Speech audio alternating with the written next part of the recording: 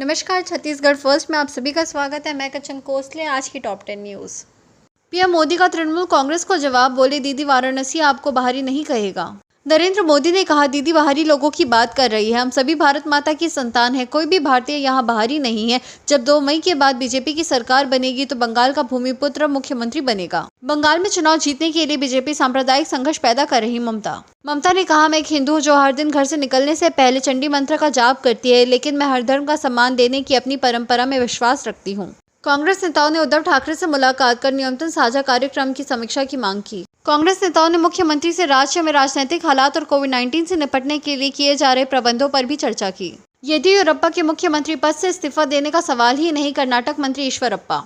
KS. Eshwarappa ने कहा कि कांग्रेस नेता सिद्धारमैया रम्या मुख्यमंत्री बनने का दृढ़ सपना देख रहे हैं और येदियुरप्पा से इस्तीफा की मांग कर रहे हैं। ईश्वरप्पा ने हाल ही में राज्यपाल से येदियुरप्पा की शिकायत करते हुए कहा था कि वह सीधे तौर पर उनके विभाग के मामलों में दखल दे रहे हैं। 10 दिन में दूसरा नक्सली हमला। बीजापुर में सुरक्षा बलों और नक्सलियों के बीच मुठभेड़, 5 जवान शहीद, 9 नक्सली भी मारे गए। छत्तीसगढ़ के बीजापुर में शनिवार को सुरक्षा बलों और नक्सलियों के बीच मुठभेड़ हो गई। इसमें 5 जवान शहीद हो गए। करीब 3 घंटे से ज्यादा चली मुठभेड़ में कोबरा के 1, बस्तर बटालियन के 2 और डीआरजी के 2 जवान शहीद हो गए। बस्तर आईजीपी सुंदर राज ने बताया कि अभी तक 9 नक्सलियों के मारे जाने की सूचना है, जबकि 15 से ज्यादा घायल हैं। स्थिति स्पष्ट करने में और समय लग सकता है। रायपुर वालों के लिए जरूरी खबर, हेल्पलाइन नंबर पर कॉल कर एम्बुलेंस बुला सकेंगे। कोरोना मरीज इमरजेंसी होने पर अस्पताल में करेंगे भर्ती। रायपुर शहर में कोविड मरीजों की संख्या लगातार बढ़ती जा रही है। ऐसे में लोगों तक मदद पहुंचाने के लिए कलेक्टर डॉक्टर एस भारतीदासन ने कई अफसरों की ड्यूटी लगाई है। अगर एम्बुलेंस की जरूरत पड़ी या होम आइसोलेशन में रह रहे मरीजों को फौरन अस्पताल पहुंचाना हो तो इन्हीं अफसरों को लोगों की मदद का जिम्मा दिया गया है।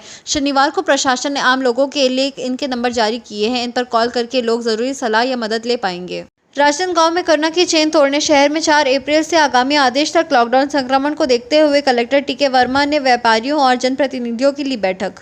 कोरोना की चेन तोड़ने, शहर में 4 अप्रैल से आगामी आदेश तक लॉकडाउन। सुबह 6 बजे से शाम 4 बजे तक खुली रहेगी दुकानें। शाम 6 से 8 बजे तक दूध बेचने वालों को छूट। बढ़ते कोरोना संक्रमण को देखते हुए कलेक्टर टी.के. वर्मा ने व्यापारियों और जनप्रतिनिधियों की ली बैठक और लिया गया लॉकडाउन का निर्णय। बैठक में महापौर, पुलिस अधीक्षक, एसडीएम सहित अन्य अधिकारी मौजूद रहे। मुख्यमंत्री श्री भूपेश बघेल ने नक्सली हिंसा की घटना में जवानों की शहादत पर गहरा दुख प्रकट किया। नक्सली हिंसा की घटना की कड़ी निंदा की। मुख्यमंत्री श्री भूपेश बघेल ने बीजापुर सुकमा जिले की सीमा पर सुकमा जिले के जगरगुड़ा थाना क्षेत्र के जोनागुड़ा ग्राम के समीप सुरक्षा बलों और नक्सलियों के बीच मुठभेड़ में 5 जवानों की शहादत पर गहरा दुख प्रकट किया है।